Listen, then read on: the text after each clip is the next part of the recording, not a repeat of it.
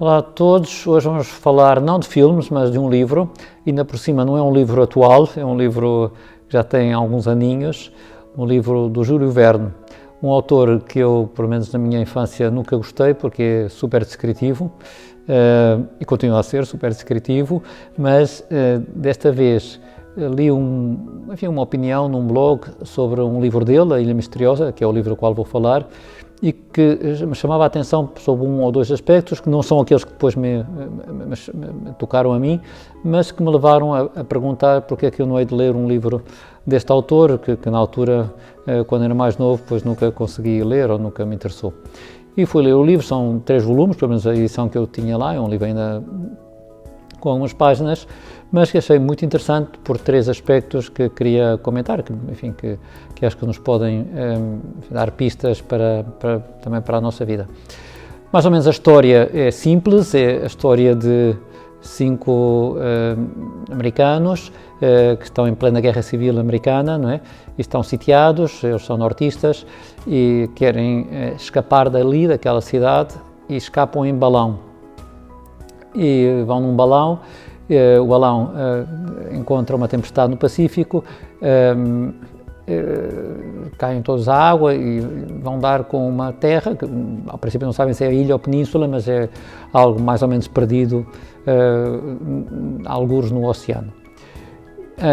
Ao princípio também há um dos 5, pois não se encontra, não sabem se tinha morrido ou não, depois acaba por ser encontrado e lá vão tentar sobreviver. E tem muito interesse porque, no fundo, é um engenheiro, um jornalista, um marinheiro e mais 2 rapazes, né, que passam alguns anos juntos naquilo que eles depois comprovam que é mesmo uma ilha, né?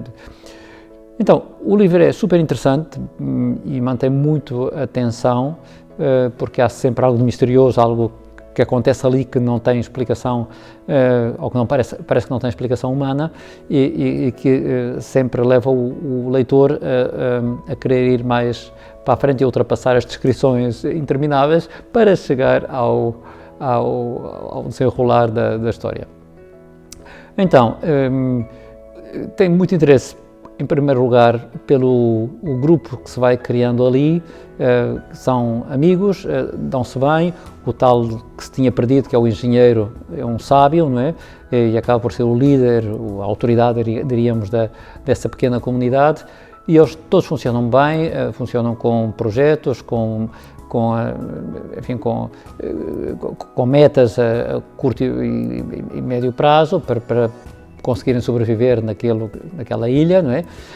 Vão fazendo planos, arranjando coisas para sobreviverem, para poderem comer, viver, proteger-se das intempéries, etc., não é? Então, para além desse aspecto da amizade de 5 homens, é uma amizade saudável que faz até que vá crescendo entre eles uma camaradagem cada vez mais comprometida e mais leal de uns pelos outros, estão dispostos a dar a vida uns pelos outros, que é muito bonito, é tudo muito saudável, muito positivo, muito otimista.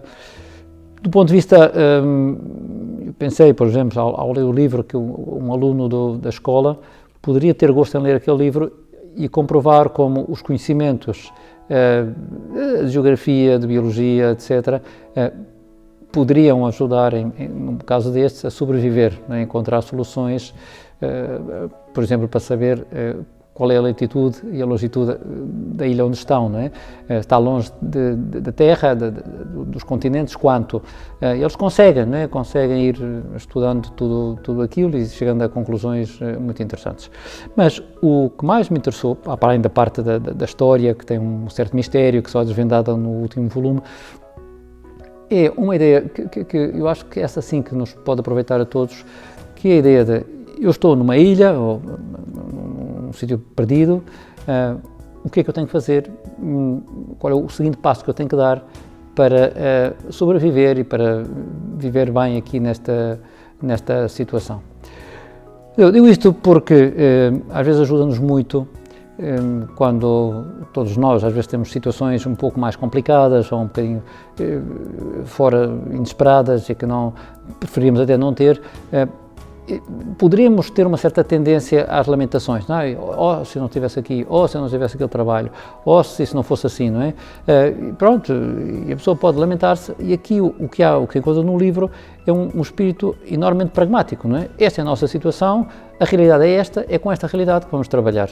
E daqui para a frente vamos dar o nosso melhor e fazer tudo o que pudermos para sobreviver. Depois também tem que enfrentar piratas, tudo o que é próprio de uma epopeia, de uma aventura, não é? Ainda por cima acaba bem, peço desculpa fazer spoiler, mas é um livro que acaba bem, portanto também é assim engraçado e com uma saída airosa.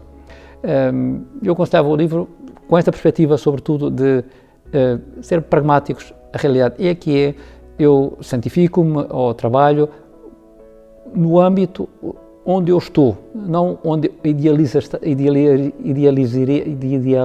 estar, não é? Ou eu tenho que fazer as coisas de acordo com aquilo que eu sou, está bem, procurando ser um bocadinho melhor, mas não idealizar o meu caráter ou as minhas qualidades. Se eu tivesse esta qualidade ou se tivesse a outra, não tens, ou não temos. Portanto, ater-se à realidade, não é? Trabalhar com a realidade, sabendo que é aí também que Deus atua, não é? Que atuará através de nós com esta realidade, não com uma coisa imaginária que haja na nossa cabeça. Desde esse ponto de vista, eu acho que o livro é super útil e super animador e enche de otimismo.